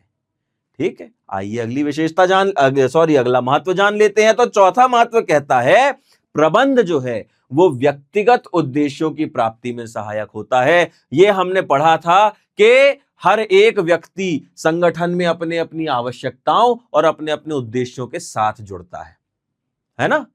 किसी को अपना घर और बड़ा बनवाना है जिसके लिए पगार और बड़ी होनी चाहिए तो वो किसी संगठन, बड़े संगठन के साथ जुड़ता है और वहां ज्यादा पगार में अपना काम करता है ताकि उसका स्टैंडर्ड ऑफ लिविंग बढ़ सके। कोई काम को सीखने के लिए आता है तो छोटे से संगठन से लेकर बड़े संगठन तक काम सीखना है सर हमको, पगार तो जो आप देंगे ले लेंगे लेकिन काम जरूर सीखना है, तो काम सीखने के उद्देश्य से भी आता है। हर एक व्यक्ति की अपनी आवश्यकताएं और अपने उद्देश्य होते हैं। ठीक है, तो व्यक्तिगत उद्देश्यों की प्राप्ति में सहायक होता है प्रबंध, है ना। तो भैया प्रबंध कर्मचारियों को क्या क्या देता है? प्रेरणा देता है, नेतृत्व देता है और उचित कार्य वातावरण प्रदान करके उनके व्यक्तिगत लक्ष्यों की पूर्ति में सहायक होता है। ठीक है, क्या क्या दे रहे हैं? प्रेरणा दे रहे हैं। प्रेरणा क्यों दे रहे हैं, क्यों जरूरी है प्रेरणा? प्रेरणा देना इसीलिए जरूरी है क्योंकि यदि कोई भी व्यक्ति काम को करते करते थक जाता है, क्योंकि आप निरंतर एक ही स्पीड में, एक ही एनर्जी में काम नहीं कर सकते हैं, आपके साथ हर दिन कुछ ना कुछ नया घटता रहता है जिसमें आपके मानसिक स्थितियों में बहुत बदलाव होते हैं, है ना। तो इसीलिए समय समय पर प्रेरणा की जरूरत पड़ती है। तो प्रबंधक का काम अपने साथियों को प्रेरित करना भी होता है, उनको मार्गदर्शन देना भी होता है, नेतृत्व करना भी होता है, और साथ में उनको सही काम करने का वातावरण देना भी होता है। अगर अच्छा वातावरण मिलेगा काम करने का तो उनका काम करने में मन भी लगेगा। तो ये सारी बातें जो है वो व्यक्तिगत उद्देश्यों की प्राप्ति के लिए होती है। और पांचवा महत्व होता है, प्रबंध समाज के विकास में सहायक होता है। समाज का भी तो विकास कर रहे हैं। अगर आप सही काम कर रहे हैं, सही तरीके से काम कर रहे हैं, आपका संगठन बड़ा होगा। जब आपका संगठन बड़ा होगा तो लोगों को आप रोजगार के अवसर प्रदान करेंगे। तो आपने क्या किया? समाज के उत्थान का काम किया, समाज के विकास का काम किया। बात समझ में आ गई आपको? बस यही बात आपको यहां ध्यान रखनी है। प्रबंध की एक और जो महत्व बात है, या जो उसका महत्व है, वो ये है कि प्रबंध समाज के विकास में सहायक होता है। जहां पर आप रोजगार के अवसर प्रदान करते हैं, बढ़ाते हैं, उत्पादन में वृद्धि करते हैं और लोगों के जीवन स्तर को ऊंचा उठाने में भी मदद करते हैं। ठीक है बच्चों, बात कर लेते हैं प्रबंध के उद्देश्य के बारे में। क्या उद्देश्य होते हैं प्रबंध के? तो बच्चों, प्रबंध के होते हैं उद्देश्य तीन। कौन कौन से? एक है सामाजिक, दूसरा है संगठनात्मक और तीसरा है कार्मिक। इन तीनों उद्देश्यों को हम जरा और बेहतर तरीके से यहां पर पढ़ेंगे। और इससे और ज्यादा डीप अगर आपको पढ़ना है, समझना है, क्योंकि यहां तो जो मैं आपको बता रहा हूं बहुत ही कम, क्योंकि मेरे पास में समय बहुत सीमित है। समय सीमा के तहत बंधा हुआ हूं मैं, जिसमें मैं आप लोगों को बहुत सारी बातें बताने की इच्छा तो रखता हूं, लेकिन बता पाऊंगा नहीं, क्योंकि मुझे अभी दूसरी और क्लास भी लेने जाना है जो एप्लीकेशन पर है। और आपको बच्चों बस इसी बात का ध्यान रखना है कि यदि आपको इसे और बेहतर तरीके से जानना समझना है तो भैया आप आ जाओ वहीं उन्नति बैच में। और उन्नति बैच में आकर के फिर हम और आप मिलकर के 1-on-1 पढ़ाई करेंगे। आपकी होंगी सारी बातें और मेरे होंगे सारे जवाब, आपके होंगे सवाल, मेरे होंगे जवाब। ठीक, आइए। तो प्रबंध के उद्देश्य क्या है? तो भैया प्रबंध जो है इसका मुख्य उद्देश्य होता है संगठन के कार्यों को प्रभावपूर्ण और कुशलतापूर्वक संचालित करके निर्धारित लक्ष्यों की प्राप्ति करना। ये दोनों चीजें याद रखना। क्या? 1, 2, प्रभावपूर्ण और कुशलतापूर्वक संचालित करके निर्धारित लक्ष्यों की प्राप्ति करना ही प्रबंध का मुख्य उद्देश्य होता है। तो बच्चों, प्रबंध संगठन, कर्मचारियों और समाज, इन तीनों के हितों का ध्यान रखते हुए काम करता है। और इन तीनों के हितों का ध्यान रखना बहुत जरूरी भी होता है। सबसे पहले संगठन के उद्देश्य को समझ लेते हैं, क्योंकि अगर हमने संगठन के उद्देश्यों को नहीं समझा, संगठन के उद्देश्यों को की अगर पूर्ति के लिए काम नहीं करेंगे तो ना तो समाज का विकास कर पाएंगे और ना कर्मचारियों का। इसीलिए संगठन के उद्देश्यों का विकास जरूरी है, संगठन के उद्देश्यों को पढ़ना जरूरी है, समझना जरूरी है। तो बच्चों, इन उद्देश्यों का संबंध संगठन के समग्र लक्ष्यों की प्राप्ति से होता है। संगठन के सारे जितने भी उद्देश्य हैं, जितने भी लक्ष्य हैं, उनकी प्राप्ति से होता है। ठीक है। फिर प्रबंध जो है वो उपलब्ध संसाधनों का सर्वोत्तम उपयोग करता है और यह करते हुए अधिकतम लाभ अर्जित करने का, उत्पादन बढ़ाने का काम करता है। ठीक है। और इसके बाद ये कार्यों में समन्वय स्थापित करता है और संगठन को सफल बनाता है। बिल्कुल, इस बात का आप लोगों को और विस्तार से अगर जानकारी लेना है तो मैंने आपको पता बता दिया है। आप लोग वहां पर आइए, जुड़िए मेरे साथ और मैं आपको और विस्तार से सारी बातें समझाऊंगा। सामाजिक उद्देश्य क्या है? सामाजिक उद्देश्य जो है बच्चों, प्रबंध समाज के प्रति अपने दायित्वों का पालन करता है। बिना दायित्वों को पालन किए समाज के उत्थान का काम नहीं हो सकता। ठीक है। और ये उचित मूल्य पर, ये ध्यान रखना भैया, उचित मूल्य पर गुणवत्तापूर्ण वस्तुएं एवं सेवाएं उपलब्ध कराता है, रोजगार के अवसर बढ़ाता है। क्या करता है? रोजगार के अवसर बढ़ाता है और पर्यावरण संरक्षण का ध्यान रखता है। ठीक है, तीसरा पॉइंट क्या है? तो प्रबंध का उद्देश्य समाज के जीवन स्तर में सुधार करना होता है। समाज का जो स्तर है, जीवन का स्तर है, उसको ऊंचा उठाना है, उसमें सुधार करना है। इस बात का ध्यान भी सामाजिक उद्देश्य में दिया जाता है। तीसरा उद्देश्य है बच्चों, व्यक्तिगत उद्देश्य कह लीजिए या कार्मिक उद्देश्य कह लीजिए या कर्मचारियों का उद्देश्य कह लीजिए, तीनों बातें एक समान है। ठीक है, जैसे कि किसी संगठन में कोई व्यक्ति काम करता है तो किसी न किसी आवश्यकता, किसी न किसी उद्देश्य से आता है, बस वैसे ही यहां पर एक संगठन में काम करने वाले कर्मचारियों का ध्यान रखना भी एक प्रबंधक का काम होता है, जहां कर्मचारियों की व्यक्तिगत आवश्यकताओं और लक्ष्यों की पूर्ति में सहायता करना किसका काम है? प्रबंधक का काम है। कर्मचारियों को उचित वेतन देना, प्रेरणा देना, पदोन्नति देना, प्रशिक्षण देना, सुरक्षा देना, कार्य संतोष प्रदान करना, ये सब काम किसका है? प्रबंध का है। राइट? हाँ, प्रबंध का है। फिर इससे कर्मचारियों की कार्य क्षमता एवं मनोबल में वृद्धि होती है। किससे? प्रबंध से। ठीक है, बात समझ में आ गई? आगे बढ़ जाए। चलिए, तो आगे बढ़ते बढ़ते मैं आप लोगों को एक बार याद दिला दूं, इन चेहरों से रूबरू करा दूं, क्योंकि आज इन लोगों के चेहरे यहां पर हैं, कल बिहार बोर्ड में यहां पर आपके चेहरे होंगे। कल की क्लास जब आगे अगले वर्ष मैं आप लोगों के जैसे बैठे हुए दूसरे बच्चों को आपके बारे में बताऊंगा कि ये वो बच्चे थे जिन्होंने उन्नति बैच को ज्वाइन किया था और स्टेट रैंक लेकर के आए हैं। अरे स्टेट रैंक भी हो सकते हैं, डिस्ट्रिक्ट टॉपर भी हो सकते हैं, स्कूल टॉपर भी हो सकते हैं, आप सब कुछ हो सकते हैं। बस मन से ठान लीजिए कि मेहनत करना है और मैं भी आपके साथ उतनी ही मेहनत करूंगा। बस आपको मेरे साथ जुड़ना है, यहां YouTube पे नहीं, आपको जुड़ना है वहां एप्लीकेशन पे। ठीक है, तो एप्लीकेशन पर हम जब जुड़ेंगे मात्र 51 रुपयों में आप लोगों को यह बैच प्राप्त हो जाएगा, जिसमें आपको साल भर मिलेगी लाइव क्लासेस, टॉपर्स के नोट्स, DPP एक्सप्लेनेशन के साथ, instant doubt solving, important questions और टॉपर्स का गाइडेंस।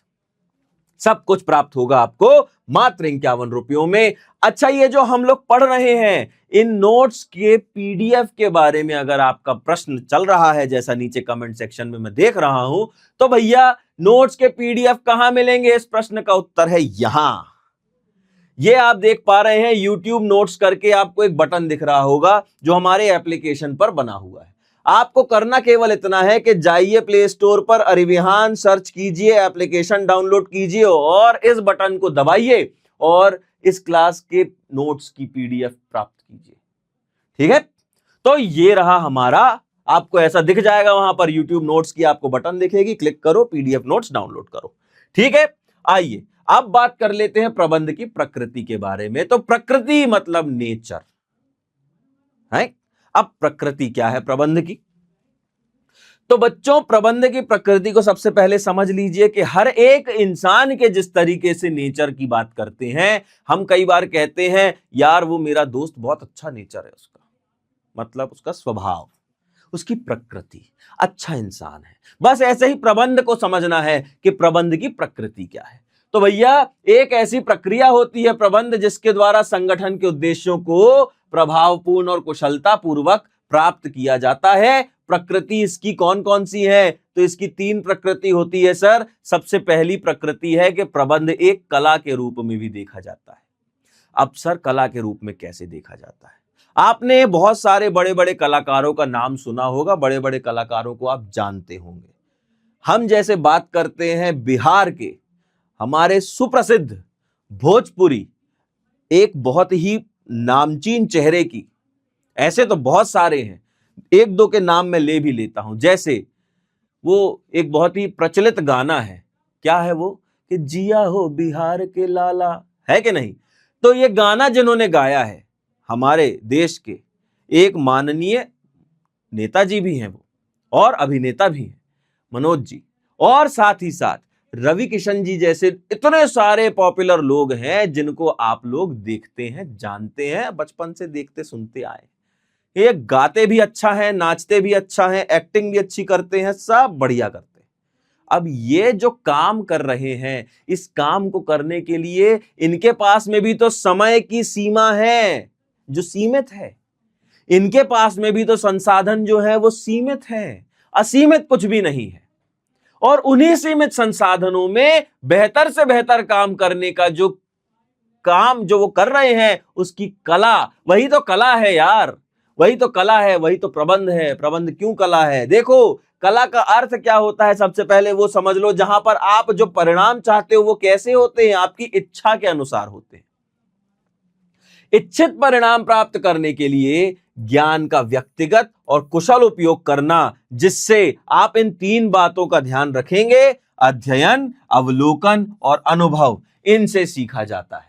अध्ययन आप पढ़ाई करके सीखते हो, अवलोकन देखकर सीखते हो, और तीसरा है अनुभव। जो भी आपने बीते वर्षों में, कुछ समय पहले, कभी भी बचपन से लेके आज तक जो भी आपने अनुभव किए हैं, जो भी काम देखे हैं, किए हैं, उन सब का एक निचोड़ आपके पास में होता है, उसे ही अनुभव कहते हैं। तो इन तीनों बातों का ध्यान रखते हुए प्रबंधक काम करता है, और इसे ही कला भी कहा जाता है, क्योंकि हमारे सामने सिचुएशन, कंडीशन कभी भी कैसी भी हो सकती है, और ऐसे समय पर हमें हमारी बुद्धि का भी उपयोग करना है, हमारे मन का भी उपयोग करना है, हमारे दिल का भी उपयोग करना है। क्योंकि कई बार ऐसा कहा गया है कि दिल जो कहता है वो सच कहता है।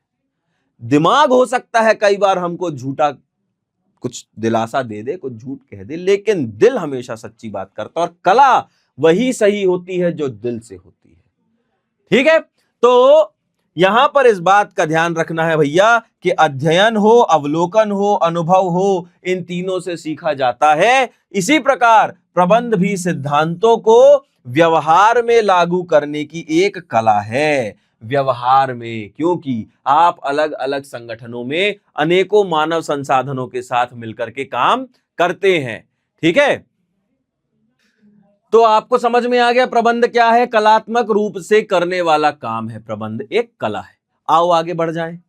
अब बात करते हैं, प्रबंध को विज्ञान के रूप में भी देखा जाता है, क्योंकि प्रबंध जो है वो, सबसे पहले तो विज्ञान क्या होता है? विज्ञान होता है जहां पर आपको जो फॉर्मूला मिला है, वो फॉर्मूला बार बार प्रयोग करने से आया है। किसी चीज के आप बार बार प्रयोग करते हो, उसमें फेल होते हो, फिर पास होते हो। प्रयोग का वही रिजल्ट होता है। एक्सपेरिमेंट किया और फेल हुए, फिर पास हुए। राइट? तो भैया प्रबंध जो है, देखो यही 3 चीज है। विज्ञान जो है वो अवलोकन से, प्रयोग से और विश्लेषण पर आधारित होता है। इन 3 चीजों पर प्रबंध भी आधारित होता है और विज्ञान भी आधारित होता है। ठीक है, हालांकि ये मैं और विस्तार से सब कुछ जो है मेरे एप्लीकेशन की क्लासेस में समझाने वाला हूं आपको, तो आप लोग वहां पर आकर के भी इसको और अच्छे से समझ सकते हैं। बच्चों, इन सिद्धांतों का उपयोग करके प्रबंधक जो है वो तार्किक और सही निर्णय लेता है तथा कार्यों को प्रभावी ढंग से संचालित करता है। ठीक है, अब बात करते हैं तीसरी प्रकृति के बारे में कि प्रबंध जो है वो एक पेशे के रूप में भी देखा जाता है, जहां पर प्रबंध जो है, देखो भैया, हम मानते हैं कि प्रबंध में पेशे के कई गुण पाए जाते हैं, बहुत सारे गुण पाए जाते हैं, जैसे विशेष ज्ञान, प्रशिक्षण और अनुभव की आवश्यकता, सब पाया जाता है। लेकिन इसे पूरी तरह से पेशा नहीं माना जाता। क्यों नहीं मानते? क्योंकि इसमें अनिवार्य लाइसेंस और सख्त नियमों का अभाव है। जैसे कि एक डॉक्टर को जब काम करना होता है तो डॉक्टरी करने के पहले उसको मेडिकल एसोसिएशन में रजिस्टर होना पड़ता है और वहां उसको ओथ लेनी पड़ती है, शपथ। वैसे ही वकीलों के साथ होता है, लेकिन एक मैनेजर के साथ ऐसा नहीं होता, एक प्रबंधक के साथ ऐसा नहीं होता है। संगठन माना कि कहीं ना कहीं रजिस्टर होगा, सरकार के पास में रजिस्टर किया जाएगा उसको, लेकिन उसमें काम करने के लिए अगर किसी व्यक्ति को प्रबंधक की भूमिका निभानी है तो उसमें ऐसा जरूरी नहीं कि किसी संगठन में जाकर के उसको पहले अपना रजिस्टर करवानी पड़ेगी अपने बारे में, अपने प्रोफेशन के बारे में, पेशे के बारे में, और फिर उसको काम करने मिलेगा। ऐसा नहीं है। कोई भी व्यक्ति प्रबंधन कभी भी किसी भी जगह किसी भी उम्र से कर सकता है, जैसे आप भी कर रहे हैं। समझ में आया? चलिए आगे बढ़ते हैं और देखते हैं आगे का कौन सा टॉपिक है। आ जाइए। तो बच्चों, अब हम बात करेंगे प्रबंध के स्तर के बारे में। जब हमने लेक्चर शुरू किया था तभी मैंने आपको बताया था कि प्रबंध के अलग अलग स्तर होते हैं और हर एक स्तर पर अलग अलग प्रबंधक अलग अलग तरह का काम करता है। तो प्रबंध के कितने स्तर होते हैं? तो भैया प्रबंध के स्तर होते हैं 3। कितने? 3। तीनों स्तर कौन कौन से हैं सर? तो सबसे पहला स्तर होता है उच्च स्तर, सबसे ऊपर होने वाला, जहां पर प्रबंधन, जहां पॉलिसी बनाई जाती है, निर्माण किया जाता है, उच्च स्तर होता है। फिर दूसरा कौन सा होता है सर? तो दूसरा होता है मध्य स्तर। और तीसरा कौन सा होता है सर? तो तीसरा होता है परिचालन स्तर। परिचालन स्तर का कोई और नाम होता है क्या सर? हाँ होता है। कौन सा होता है सर? तो इसको निम्न स्तर भी कहते हैं। अच्छा, और कुछ भी कहते हैं क्या सर? कहते तो हैं। अगर ये जानना है तो जरा वहीं मिलो एप्लीकेशन में, वहां मिलो, वहां बताऊंगा। है? हाँ हाँ, वहीं मिलना पड़ेगा उसके लिए। चलो आगे बढ़ते हैं। ये देखो, ये आपको 3 स्तर बता दिए गए हैं। स्तर नंबर 1 उच्च प्रबंध, दूसरा मध्य, तीसरा परिचालन। ठीक है। इन तीनों स्तरों की अगर हम बात करें तो जरा विस्तार से समझ लेते हैं कि प्रबंध के जो स्तर हैं वो क्यों बनाए जाते हैं। क्योंकि प्रबंध क्या है? एक सार्वभौमिक अवधारणा है, मतलब यूनिवर्सल, सब जगह होती है। ठीक है। जिसमें संगठन के लोग मिलकर के काम करते हैं। ऑब्वियसली एक साथ तो काम करे, मतलब एक अकेला तो करेगा नहीं, सबको मिलकर करना पड़ेगा। प्रत्येक व्यक्ति को एक निश्चित कार्य और उसकी जिम्मेदारी दी जाती है ना? प्रत्येक व्यक्ति, हर एक व्यक्ति को, हर एक इंसान को उसको एक काम सौंप दिया जाता है, जो निश्चित कर दिया जाता है कि ये काम उसी के माध्यम से होगा, और उसको जो जिम्मेदारी है वो भी उसको दी जाती है, जिसको पूरा करने के लिए उसे कुछ अधिकार भी दिए जाते हैं। इसीलिए हर तरह का स्तर बनाया जाता है और ऐसे अधिकारियों को उन अलग अलग स्तरों पर बैठाया जाता है। ठीक है। उच्च स्तरीय प्रबंध में जो उच्च स्तर का प्रबंधक होता है वो सर्वोच्च स्तर कहलाता है। ये प्रबंध का सर्वोच्च स्तर कहलाता है उच्च स्तरीय प्रबंध, जहां पर अध्यक्ष हो सकते हैं, निदेशक हो सकते हैं, मुख्य कार्यकारी अधिकारी होते हैं। ठीक है। अध्यक्ष, निदेशक और मुख्य कार्यकारी अधिकारी शामिल होते हैं। इनका मेन काम होता है नीतियां और योजनाएं बनाना। बिना पॉलिसी के आप कैसे काम करवाओगे? इसलिए नीतियां बनाना, योजनाएं बनाना और संगठन के उद्देश्यों का निर्धारण करना, ये इनका मेन काम हो गया। ठीक है। इसके बाद ये आप देख सकते हैं, यहां पर ये बैठे हुए हैं चेयरमैन साहब, और ये उनकी पूरी टीम है जो उच्च स्तर के प्रबंधक होते हैं, अधिकारी होते हैं। ये सब बैठ करके सभी प्रकार के डेटा पर काम कर रहे हैं, इंफॉर्मेशन पर काम कर रहे हैं। दूसरा स्तर है मध्य स्तर। मध्य स्तर क्या है? तो ये उच्च और निम्न स्तर के बीच का स्तर होता है। इनको भूले तो नहीं, याद है ना? हाँ। तो उच्च और निम्न स्तर के बीच का स्तर क्या कहलाता है? वो कहलाता है मध्य स्तर। यह आपके लिए एक प्रकार के ऑब्जेक्टिव टाइप ऑफ क्वेश्चन में पूछा जा सकता है, वैकल्पिक या वस्तुनिष्ठ प्रकार के प्रश्नों में पूछा जा सकता है। इसमें विभागीय प्रबंधक एवं शाखा प्रबंधक शामिल होते हैं और इनका काम होता है उच्च स्तर की योजनाओं को लागू करना, साथ में निम्न स्तर के कार्यों का समन्वय करना। ठीक है। ये किसका काम है? मध्य स्तरीय का प्रबंधकों का काम होता है। यहां जो भी पॉलिसी ऊपर बनी है उन सभी पॉलिसियों का ये आपस में क्या करते हैं? डिस्कशन करते हैं और ये तय करते हैं कि किस प्रबंधक के माध्यम से कौन सा काम करवाया जाएगा और किस प्रकार की सेना से ये काम करवाएंगे। सेना का मतलब कि जो निम्न स्तर पर लोग काम कर रहे हैं उनकी बात है। ठीक है। कितने लोगों से किस तरह का काम करवाया जाएगा। पर्यवेक्षीय अथवा प्रचालन प्रबंधक की बात कर लेते हैं, जहां पर प्रबंध का सबसे निचला स्तर कहलाया जाता है, सबसे निम्न स्तर कहलाते हैं, जिसमें पर्यवेक्षक होते हैं, फोरमैन होते हैं, सुपरवाइजर शामिल होते हैं। और इनका मेन काम होता है कर्मचारियों की देखरेख करना, साथ में दैनिक कार्यों को पूरा करना। जो इनको दिन भर के टास्क दिए जाते हैं उनको पूरा करना भी इन्हीं का काम होता है। ठीक है। आगे बढ़ते हैं। जैसा कि आप देख रहे हैं कि ये जो व्यक्ति हैं ये पर्यवेक्षक हैं और ये सभी लोग काम कर रहे हैं और सभी जो है वो एक ही जगह पर, एक ही फ्लोर पर काम कर रहे हैं। जो इनको काम सौंपा गया है, जो टारगेट दिया गया है, उस टारगेट की प्राप्ति इनको करनी है, उसको पूरा करना है। ठीक है। अब आ जाइए प्रबंध के कार्य को समझ लेते हैं कि प्रबंध के कार्य क्या होते हैं। तो भैया प्रबंध को संगठन के सदस्यों से के साथ मिलकर के काम करवाना होता है। यहां पर हम उन्हीं पांचों पांडवों की बात करेंगे जिसका जिक्र मैंने शुरुआत में भी किया था। नियोजन, संगठन, नियंत्रण। क्यों नियंत्रण? नियंत्रण तो आखिरी में आएगा। तो तीसरा क्या है सर? तो सर तीसरा है नियुक्तिकरण, फिर चौथा है निर्देशन और पांचवा है नियंत्रण। ठीक है, तो ये कैसे है? क्रम से है। ठीक, ये है नियोजन, संगठन, नियुक्तिकरण, निर्देशन और नियंत्रण। ओए ओए, अरे अरे अरे, ये क्या हो गया? ठीक है, एवं निर्धारित उद्देश्यों की प्राप्ति के लिए संगठन के संसाधनों के प्रयोग की प्रक्रिया माना गया है। ठीक, आइए आगे बढ़ते हैं और हम एक एक को जरा समझ लेते हैं कि क्या क्या होता है। नियोजन क्या होता है? प्लानिंग करना, प्लान बनाना, है ना। एक ऐसी प्रक्रिया जिसमें पहले से तय कर लिया जाता है कि क्या करना है, कैसे करना है, किसके द्वारा किया जाएगा और उद्देश्यों की प्राप्ति के लिए सर्वोत्तम मार्ग अपनाया जाए, जो बेस्ट पॉसिबल तरीका है वो अपनाया जाए, साथ में संसाधनों का चयन भी हो जाए। संगठन क्या है? तो ये एक ऐसी प्रक्रिया जिसमें कार्य का विभाजन होता है, काम बांट दिया जाता है। वो सोच रहे हैं अभी कि हमको काम बांटना है, किस किस को बांटना है, कौन कौन से समूहों में काम बटेगा, तो हम समूह भी बनाएंगे, अधिकार भी निर्धारित किए जाएंगे कि किसको क्या अधिकार देने हैं, साथ में संसाधनों का आवंटन भी किया जाएगा कि हमको किस समूह को कितने संसाधन देने हैं और उनसे क्या काम करवाना है। ये सब संगठन में होगा।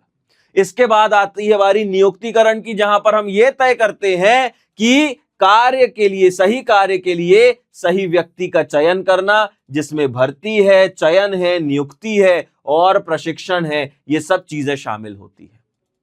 ठीक, इसके बाद क्या है?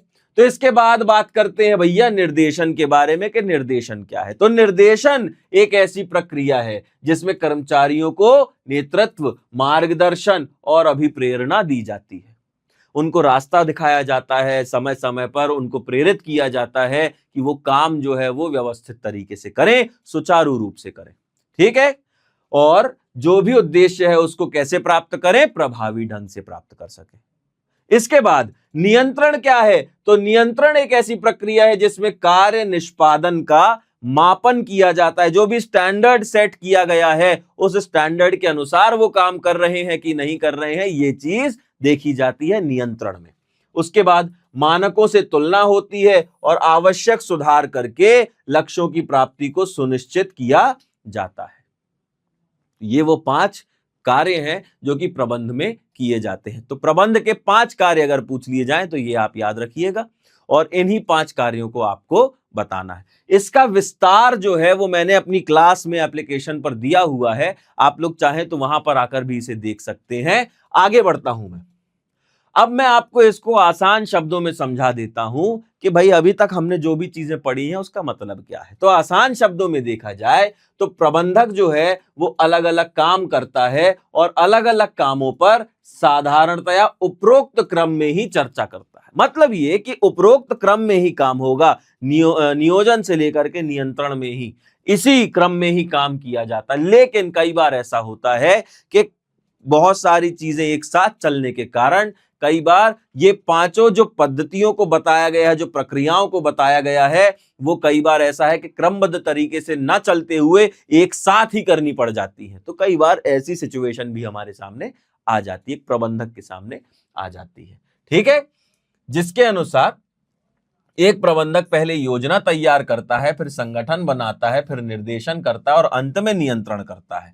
ठीक है, लेकिन कभी कभी ऐसा होता है कि जैसे अगर आप देखें तो वास्तव में प्रबंधक जो है वो शायद ही इन सभी कामों को एक एक करके करता है, जैसे मैंने आपको बताया, क्योंकि प्रबंधक के सामने बहुत सारी चीजें एक साथ करने की होती हैं। इसीलिए कई बार वो उन सब चीजों को एक साथ कर पाए ऐसा बड़ा कठिन हो जाता है।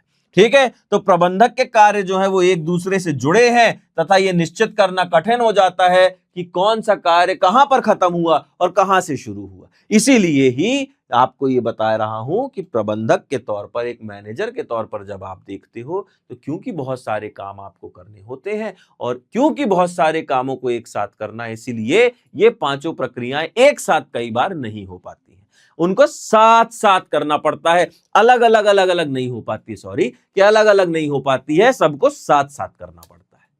ठीक है, आगे बढ़े, चलो अब बात कर लेता हूं मैं समन्वय के बारे में। जी हां, तारा और सितारा यहां पे भी आ गए हैं। समन्वय क्या होता है? समन्वय एक ऐसी शक्ति कह लो, एक ऐसा काम कह लो, एक ऐसी बात है समन्वय जिसमें आपको सब लोगों को मिला करके आपसी तालमेल बैठा करके काम करना पड़ता है। एक प्रबंधक उसी दृष्टिकोण से काम करता है, जहां अलग अलग, अभी थोड़ी देर पहले एग्जांपल दिया था कि एक बॉलर, एक बल्लेबाज, एक विकेट कीपर, एक फील्डर अलग अलग संस्कृति के हैं, अलग अलग प्रदेश के हैं, अलग अलग राज्य के हैं। इन सब लोगों को मिला करके साथ में, अलग अलग संस्कृति से आए हैं तो सबको मिला करके काम करना है, और काम भी करना है और उद्देश्य की भी प्राप्ति करना है, दोनों ही चीजें हैं। तो ये दोनों चीजों को प्राप्त करने के लिए समन्वय बैठाना जरूरी है, तालमेल बैठाना जरूरी है, बस यही है वो बात। ठीक है, तो समन्वय क्या है? एक प्रक्रिया है, क्या करती है? जिसके द्वारा किसी संगठन की विभिन्न क्रियाओं को एवं विभागों के प्रयासों को आपस में जोड़कर एक सामान्य लक्ष्य की प्राप्ति की दिशा में निर्देशित किया जाता है, एक कॉमन गोल तक पहुंचाने की दिशा में काम किया जाता है। यह संगठन में कार्यरत सभी व्यक्तियों एवं विभागों के बीच एकता और तालमेल स्थापित करने का काम करता है, ताकि प्रयासों में कोई दोहराव या टकराव ना हो सके। ठीक है, तो यही समन्वय है बच्चों। समन्वय की परिभाषा जो है मैकफर्लैंड के माध्यम से दी गई है, ये उनका नाम लिखा हुआ है। मैकफर्लैंड ने बताया, समन्वय एक प्रक्रिया है जिसके द्वारा एक अधिकारी अपने अधीनस्थों के सामूहिक प्रयासों को व्यवस्थित ताने बाने में बांधता है तथा समान उद्देश्य की प्राप्ति के लिए कार्य में एकता लाता है। अब ये जो दो शब्द हैं, अधिकारी और अधीनस्थ, अधिकारी तो आप समझ ही गए होंगे, मैनेजर की बात हो गई या किसी भी व्यक्ति की हो गई जिसको पावर मिला है किसी दूसरे व्यक्ति से काम करवाने का, और ये वो दूसरा व्यक्ति है, अधीनस्थ कहलाता है, जो एक अधिकारी के नीचे काम करता है। ठीक है, तो अधिकारी और अधीनस्थ क्या है, समझ गए? तो भैया समन्वय क्या है? एक प्रक्रिया है जिसके द्वारा एक अधिकारी अपने अधीनस्थों के सामूहिक प्रयासों को, सब मिलकर काम कर रहे हैं समूह में, टीम में, तो सामूहिक प्रयासों को एक व्यवस्थित ताने बाने में बांध देता है। व्यवस्थित ताना बाना मतलब एक स्ट्रक्चर क्रिएट कर देता है, उस स्ट्रक्चर में काम करते हैं वो। ठीक है, मतलब कुछ नियम बना दिए गए, कोई कायदा तैयार कर दिया गया, कोई कानून बना दिया गया, ये सारी चीजों को एक व्यवस्थित ताना बाना बोला है ना? तो उन्हीं व्यवस्थित ताने बाने में बांधता है तथा समान उद्देश्य की प्राप्ति के लिए कार्य में एकता लाता है। सबको साथ मिलकर काम करवाने के लिए एकता लाना जरूरी है। यह दी है इंफॉर्मेशन, या सॉरी, ये डेफिनेशन मैकफर्लैंड ने। इस बात का आप ध्यान रखेंगे। चलिए आगे बढ़े, हम बात कर लेते हैं समन्वय की विशेषताओं के बारे में। तो विशेषताओं में सबसे पहली विशेषता है सामूहिक कार्यों में एकता लाता है समन्वय। तो समन्वय क्योंकि विभिन्न और असंबंधित कार्यों को जोड़कर उन्हें एक सामान्य उद्देश्य की ओर निर्देशित करता है, जिससे कार्य योजना के अनुसार पूरा हो। अब मतलब समझ लो इसका। देखो क्या है, हम जानते हैं कि काम जो है वो कैसा हो रहा है, अलग अलग हो रहा है, और ऐसे ऐसे काम है जिनका आपस में कहीं कहीं पर संबंध भी नहीं है। तो समन्वय का काम होता है अलग अलग कामों को और असंबंधित कामों को एक साथ जोड़ देना, ठीक है, और उन्हें एक सामान्य उद्देश्य की ओर निर्देशित कर देना। जिससे होगा क्या, जिससे कार्य योजना जो है उसके अनुसार पूरे होगा। जो कार्य है वो योजना के अनुसार पूर्ण होगा या पूरा होगा। दूसरी विशेषता क्या है, कार्यवाही में एकता लाना। और क्या होता है इसमें, क्योंकि संगठन के भी तो विभिन्न विभाग होते हैं और हर एक विभिन्न विभाग के अपने अपने काम होते हैं, तो इन सभी विभिन्न विभागों के कामों में एकता स्थापित करने का काम भी किसका है, समन्वय का है। समझ गए? तीसरा, निरंतर चलने वाली प्रक्रिया है, एक बार करना है फिर दोबारा फिर करना है फिर लगातार करना है, एक बार करके बंद नहीं कर सकते, इसलिए निरंतर चलने वाली प्रक्रिया है। समन्वय एक बार का कार्य नहीं है, बल्कि नियोजन से लेकर नियंत्रण तक लगातार चलता रहता है, चलता रहता है, चलता रहता है और चलता रहता है, चलता ही रहता है। हम भी आगे चलते हैं, समन्वय के महत्व के बारे में बात कर लेते हैं। तो महत्व क्या होता है सर समन्वय का?